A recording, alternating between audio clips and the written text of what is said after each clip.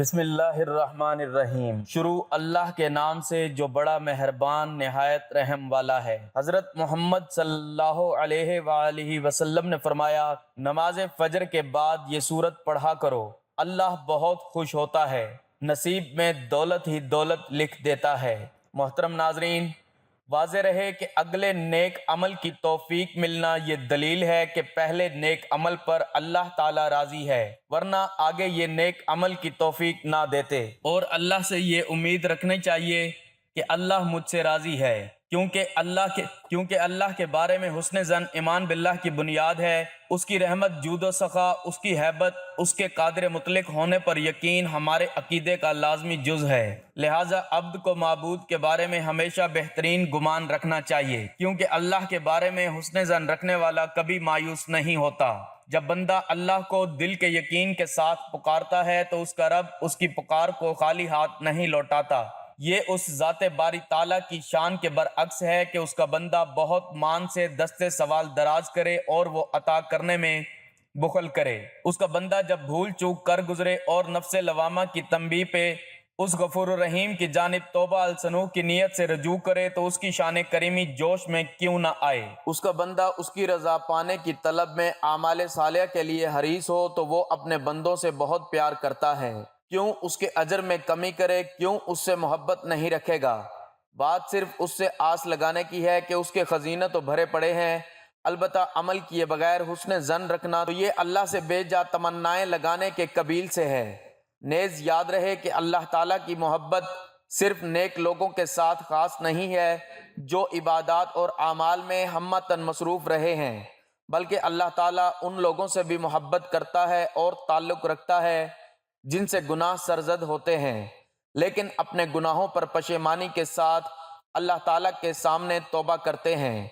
اللہ تعالیٰ کا ارشاد ہے، ان اللہ یحب التوابین ویحب المتطہرین۔ ترجمہ، یقیناً اللہ تعالیٰ محبت رکھتے ہیں توبہ کرنے والوں سے اور محبت رکھتے ہیں پاک صاف رہنے والوں سے۔ تو ناظرین، اللہ تعالیٰ سے محبت کرتے ہوئے، اس کی عبادت کرتے ہوئے جو شخص نماز فجر کے بعد یہ سورت پڑھتا ہے تو اللہ تعالیٰ اس سے بہت خوش ہوگا اور اسے وہ سب کچھ نوازے گا جس کی وہ خواہش رکھتا ہے۔ یہ بہت آسان سا عمل ہے، معجزات کو دیکھنے والا عمل ہے۔ یہی خاص عمل ہے جو دولت کو فوری طور پر غیبی طریقے سے آپ کے پاس لانے والا عمل ہے۔ ایسا عمل ہے کہ ایک دن لوگوں نے یہ وظیفہ پڑھا اور شام تک رزق کی دولت سے مالا مال ہو گئے، گھر میں، کاروبار میں دولت کی ریل پیل ہو گئی، دولت کی برسات ان کی زندگی میں شروع ہو گئی، دولت کی طوفانی بارش برس رہی ہے۔ ناظرین، فجر کے بعد یہ وظیفہ کر کے دیکھنا چاہتے ہو تو 5 منٹ کا یہ عمل کر کے آپ لوگ دیکھ لینا۔ تقدیر کے اگر بند تالے نہ کھل جائیں تو پھر مجھے کہنا۔ تقدیر ایسے طریقے سے کھلے گی کہ آپ لوگ خود مجھے کہو گے کہ ہمارا یہ مسئلہ پیسوں کا تھا، رشتوں کا تھا، تکالیف کا تھا، گھریلو جھگڑوں کا تھا، یا اس کے علاوہ چاہے جو بھی مسئلہ تھا وہ حل ہو گیا ہے۔ آج کا یہ عمل بہت ہی طاقتور عمل ہے، بے شک خود آزما کے دیکھ لو۔ آپ خود یہ عمل ایک مرتبہ کر کے دیکھ لو، اپنی آنکھوں سے دیکھنا معجزات کو ہوتے ہوئے، ڈھیروں رزق دولت کو آتے ہوئے اپنی آنکھوں سے دیکھنا۔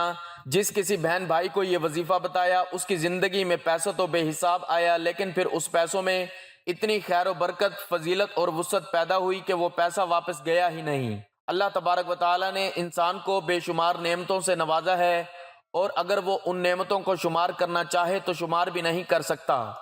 اللہ تبارک و تعالیٰ سورہ ابراہیم کی آیت نمبر 34 میں ارشاد فرماتے ہیں، اور اس نے دی تمہیں ہر چیز جو تم نے مانگی اس سے، اور اگر تم شمار کرو اللہ کی نعمت کو تو نہیں شمار کر سکو گے۔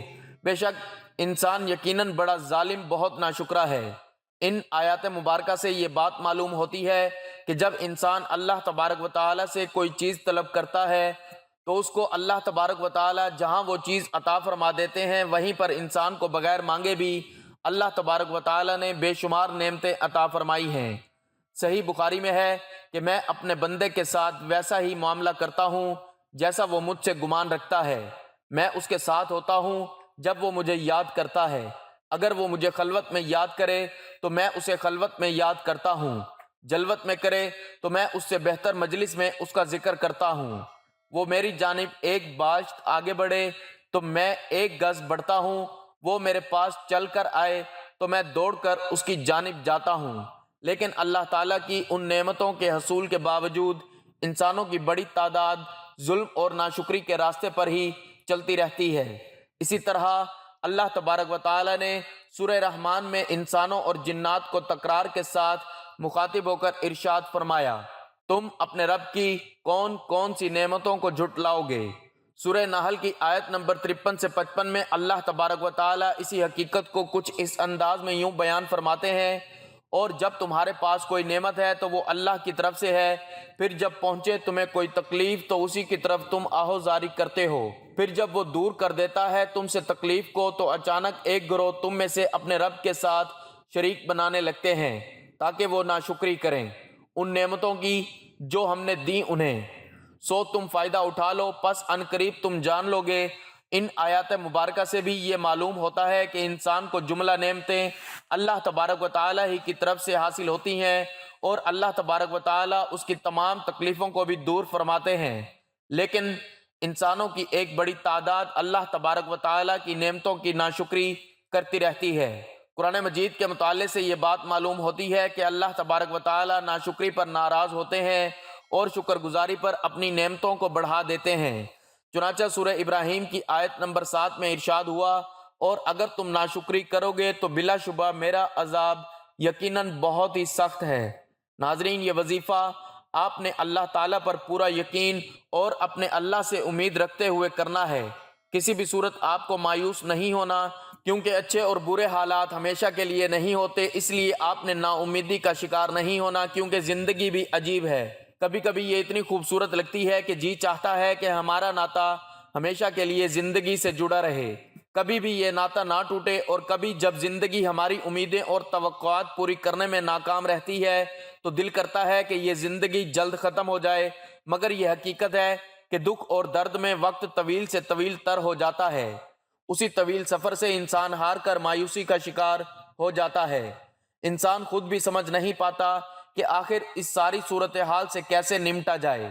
انسان کی فطرت ایسی ہے کہ اسے زندگی میں سب کچھ اپنے مطابق چاہیے، سب اس کی مرضی اور منشا کے مطابق نہیں ہوتا تو وہ نا امید اور مایوس ہو جاتا ہے، ساتھ ہی اسے احساس ستاتا ہے کہ اب اسے مزید نہیں جینا۔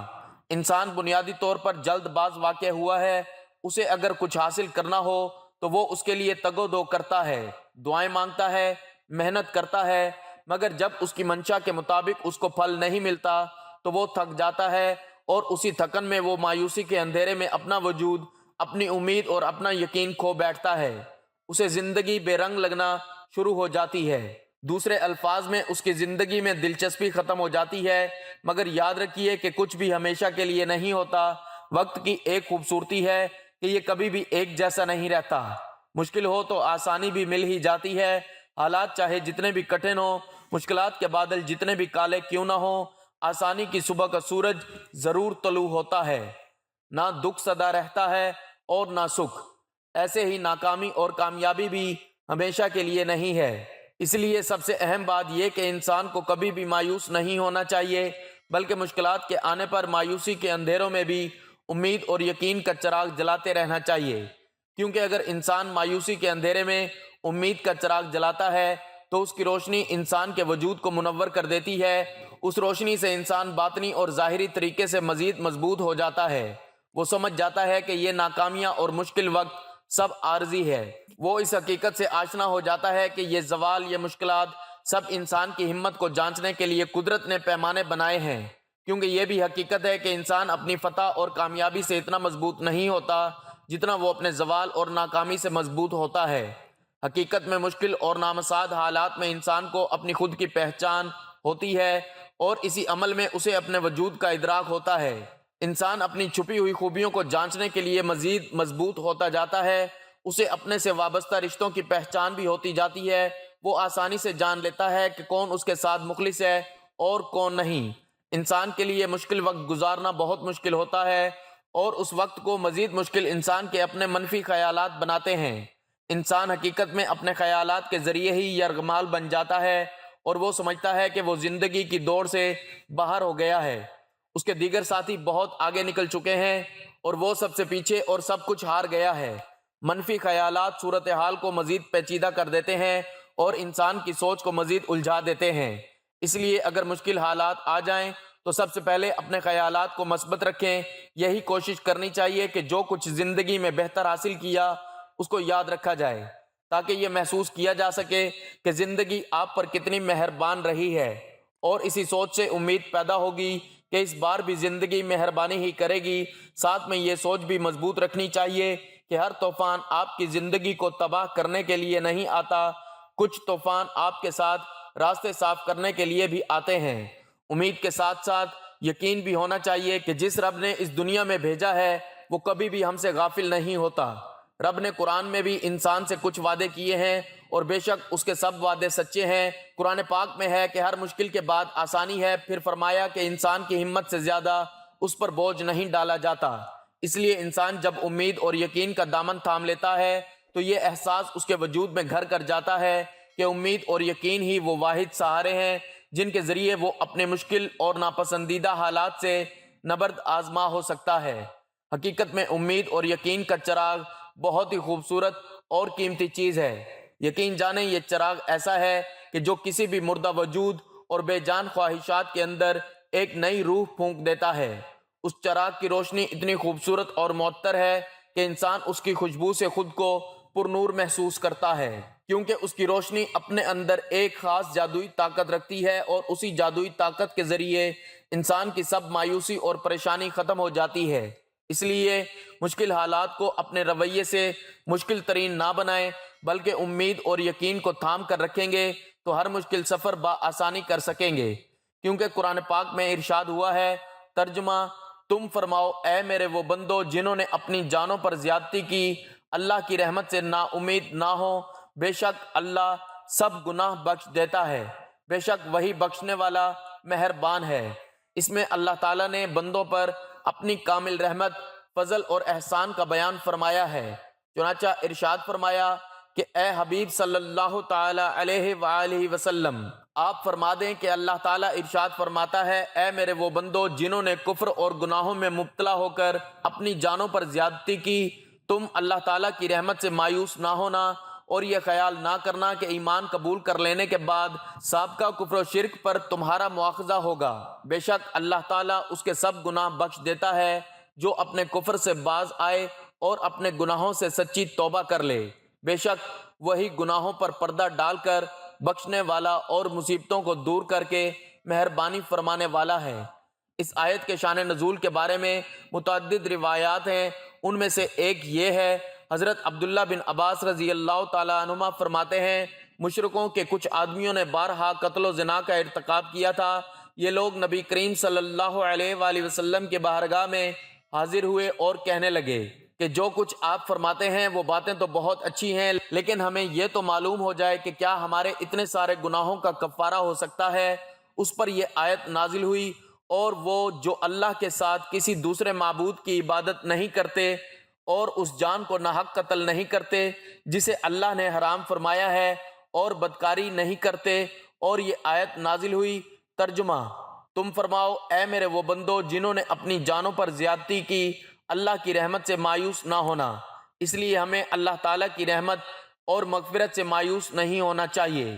اس آیت سے معلوم ہوا کہ بندے سے اگرچہ بڑے بڑے اور بے شمار گناہ صادر ہوئے ہوں، لیکن اسے اللہ تعالیٰ کی رحمت اور مغفرت سے مایوس نہیں ہونا چاہیے، کیونکہ اللہ تعالیٰ کی رحمت بے انتہا وسیع ہے، اور اس کی بارگاہ میں توبہ کی قبولیت کا دروازہ تب تک کھلا ہے جب تک بندہ اپنی موت کے وقت غرغرہ کی حالت کو نہیں پہنچ جاتا۔ اس وقت سے پہلے پہلے بندہ جب بھی اللہ تعالیٰ کی بارگاہ میں اپنے گناہوں سے سچی توبہ کر لے گا تو اللہ تعالیٰ اپنے فضل و رحمت سے اس کی توبہ قبول کرتے ہوئے اس کے سب گناہ معاف فرما دے گا۔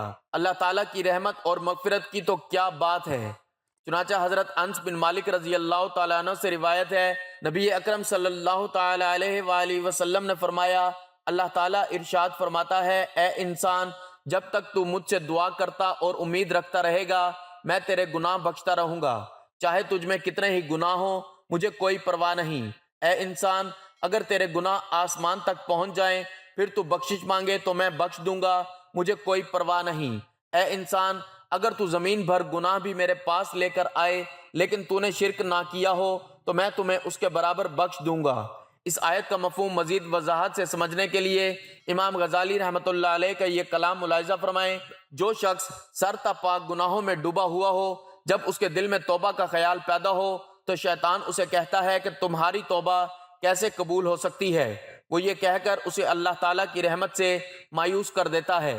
تو اس صورت میں ضروری ہے کہ مایوسی کو دور کر کے امید رکھے اور اس بات کو یاد کرے کہ اللہ تعالیٰ تمام گناہوں کو بخشنے والا ہے، اور بے شک اللہ تعالیٰ کریم ہے جو بندوں کی توبہ قبول کرتا ہے۔ نیز توبہ ایسی عبادت ہے جو گناہوں کو مٹا دیتی ہے۔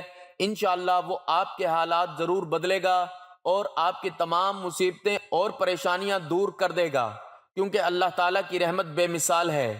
حضرت عبداللہ بن عباس رضی اللہ تعالیٰ عنہ سے روایت ہے کہ رسول اللہ صلی اللہ علیہ وآلہ وسلم نے فرمایا، اللہ تعالیٰ نے اپنے فرشتوں کو نیکیاں اور برائیاں لکھنے کا حکم دیا، اس طرح کہ جو شخص نیکی کا ارادہ کرے اور اس پر عمل نہ کر سکے تو اللہ تعالیٰ اسے ایک پوری نیکی شمار کر لیتا ہے، اور جو شخص نیکی کا ارادہ کر کے اس پر عمل کرے اس کے حساب میں ایک نیکی کے بدلے 10 نیکیاں بلکہ 700 نیکیاں اور اس سے بھی زیادہ لکھی جاتی ہیں۔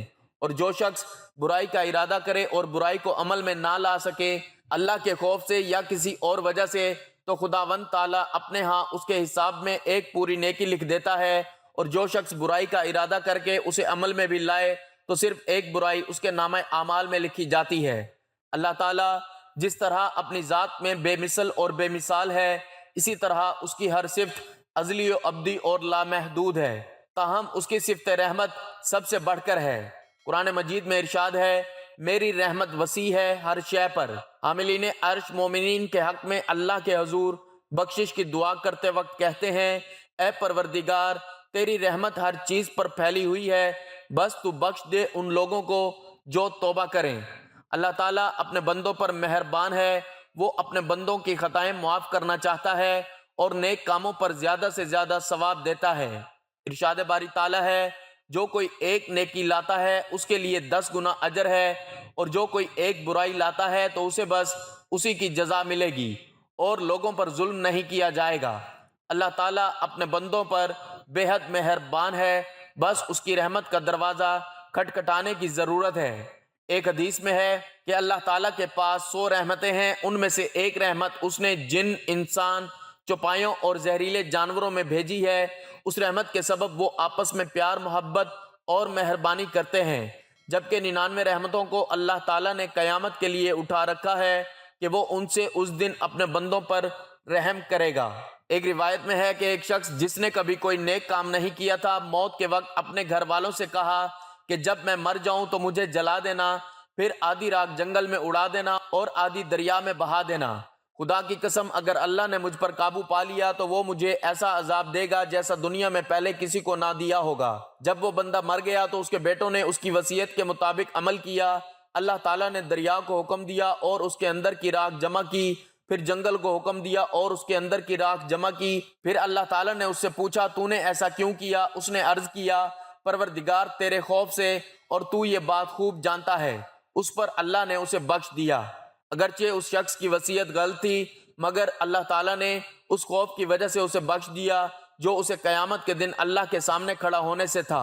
پس اللہ تعالیٰ سے خوف کھانا اللہ کی رحمت کو متوجہ کرتا ہے۔ تو ناظرین، آپ نے بھی اپنے رب پر توکل کرتے ہوئے یہ عمل کرنا ہے۔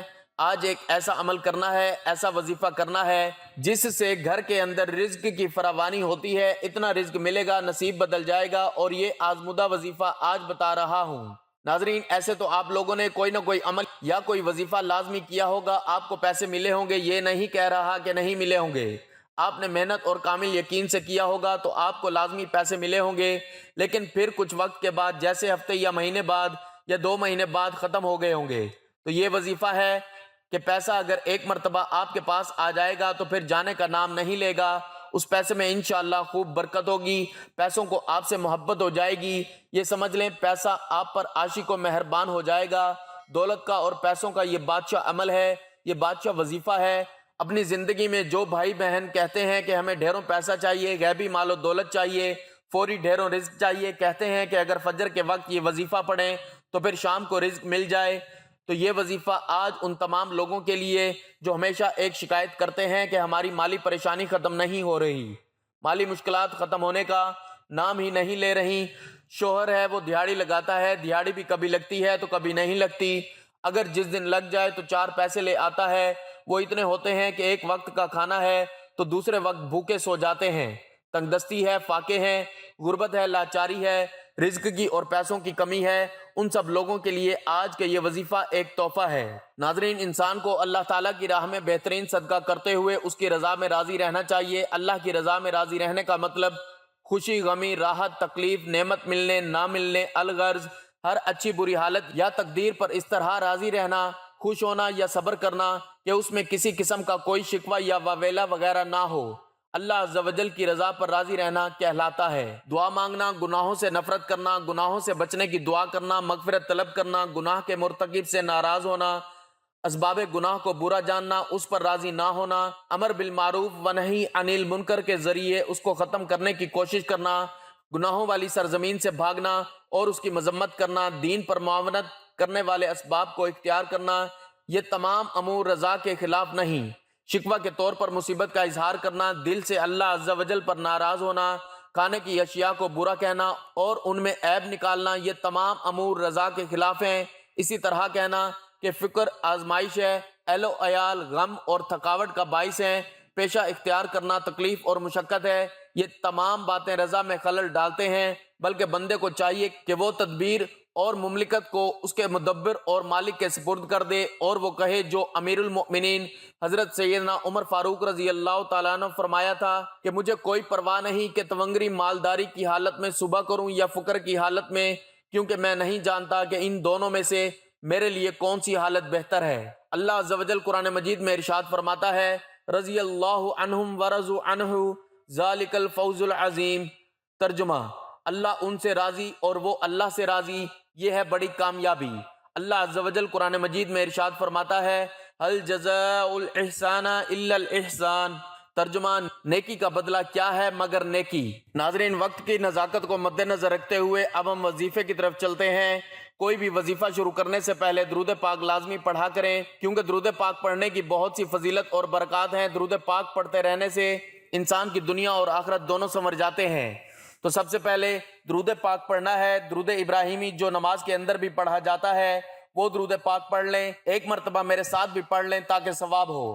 اللہم صلی علی محمد وعلی آل محمد کما صلیت علی ابراہیم وعلی آل ابراہیم انک حمید مجید۔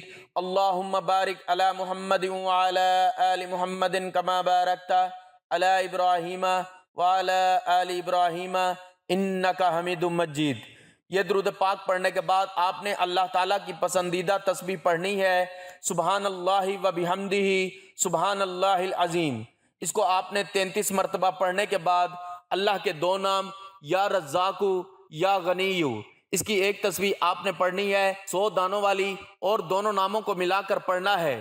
اس کے بعد ناظرین، آپ نے قرآن پاک کی ایک بہت ہی پیاری اور مختصر سی سورت پڑھنی ہے، جو قرآن پاک کی سب سے چھوٹی سورت ہے، جس کے بہت سے کمالات ہیں۔ یہ سورت فراغی رزق، اولاد کی نافرمانی اور میاں بیوی کی محبت کے لیے بہت ہی پیاری سورت ہے۔ اس انسان کی تمام تر مشکلات دور ہو جاتی ہیں، اور یہ پیاری سی چھوٹی سی سورت قرآن پاک کی سورت کوثر ہے۔ انا اعطیناک الکوثر فصلی لربک وانحر ان شانئک ھو الابتر۔ ناظرین، یہ سورت آپ نے صرف 21 مرتبہ پڑھنی ہے۔ 21 مرتبہ یہ چھوٹی سی سورت پڑھنے کے بعد آپ نے اتنا ہی درود پاک پڑھنا ہے جتنا وظیفہ شروع کرنے سے پہلے پڑھا تھا، اور کوشش کریں کہ چلتے پھرتے جب بھی آپ کو وقت ملے سورت کوثر کا ورد کرتے رہا کریں۔ یہ عمل آپ نے کرنا ہے، دیکھنا کیسے اللہ تعالیٰ آپ کے نصیبوں کو کھول دے گا، آپ کے رزق کے بند دروازوں کو کھول دے گا۔ آپ کو اللہ پاک وہاں سے رزق عطا کرے گا جہاں سے آپ تصور بھی نہیں کر سکتے۔ دعا ہے کہ اللہ تعالیٰ میرا سنانا اور آپ کا سننا اپنی بارگاہ الہی میں قبول و منظور فرمائے، آمین۔ ناظرین، گزارش ہے کہ اللہ تعالیٰ کے 99 ناموں میں سے کوئی ایک نام لکھ کر کمنٹس میں ضرور شیئر کریں۔ اللہ تعالیٰ ہم سب کا حامی و ناصر ہو، آمین۔ جزاک اللہ۔